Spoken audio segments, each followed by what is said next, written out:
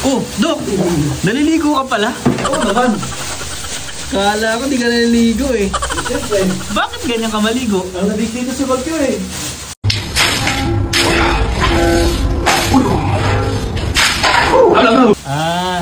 Kaya na ba ang benefits ng pagliligo?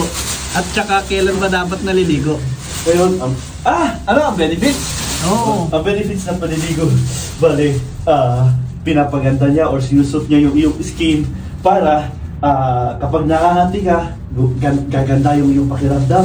Tapos gaganda din yung mood mo. Tapos para din siya sa benefits ng iyong heart. Kasi kapag naligo ka, maganda yung pag-circulate ng iyong dugo. Tapos maganda din yung tulog mo.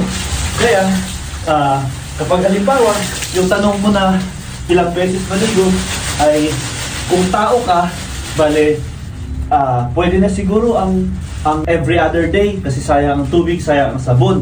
Kapag aso ka naman, once a week ang recommended. Okay. Yun. Kapag pusa ka naman, once a month. Yun. Ano ka?